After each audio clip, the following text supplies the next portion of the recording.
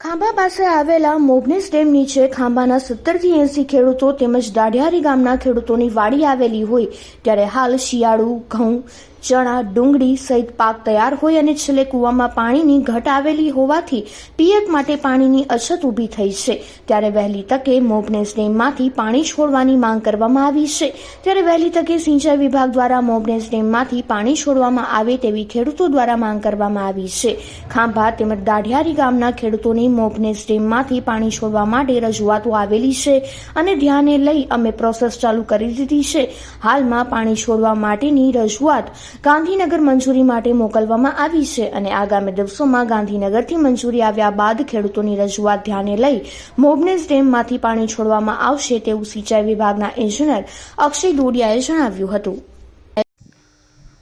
આપનું નામ શું છે અને હાલ તમે સિંચાઈ વિભાગમાં મોભનેસ ડેમમાં પાણી છોડવાની માંગ છે શું છે આખી વાત કરો। મારું નામ નરેશભાઈ ઘોઘારી છે। અમે મોભનેસ ડેમ નીચે 60 થી 70 ખેડૂતો છીએ તો અમે એવી માંગ કરેલી છે કે પાણી સિંચાઈ ખાતામાંથી પાણી છોડે અને જેમ બને એમ વહેલાહેર છોડે તો અમારો પાક નિષ્ફળ ન જાય। જો નહીં છોડવામાં મોડું કરશે તો અમારો પાક નિષ્ફળ જશે। આપણે રજૂઆત કરેલી છે અને જેમ બને એમ વહેલાહેર પાણી છોડે એવી અમારી માંગ છે। નામ શું અને જે અત્યારે મોભનેસ ડેમ નીચે તમારી વાડી આવીને પાણીની ખાતી જરૂરિયાત છે પાણી છોડવા રજૂઆત કરી। મારું નામ અનકભાઈ મોપ છે, મારું ગામ દાઢિયાળી। અમે નાની સિંચાઈ વિભાગને પાણી છોડવા માટે 1 મહિના દિવસ પહેલાં લેટર પેડમાંથી અરજી આપેલી છે।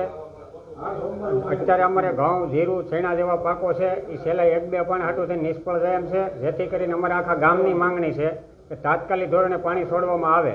જો તાત્કાલિક ધોરણે પાણી છોડવામાં ન આવે તો એ પાક અમારા નિષ્ફળ જાય એમ છે જેથી કરીને સરકારશ્રીને અમારે માંગણી છે કે તાત્કાલિક ધોરણે પાણી છોડવામાં આવે। જે મોભનેસ ડેમ છે તેની નીચે આવતા ખેડૂતોની માંગ છે કે પોતાનો પાક અત્યારે તૈયાર છે ને પાણીની જરૂરિયાત હોય તો પાણી છોડવા માટે માંગ છે, શું કહેશો ક્યારે પાણી છોડવામાં આવશે?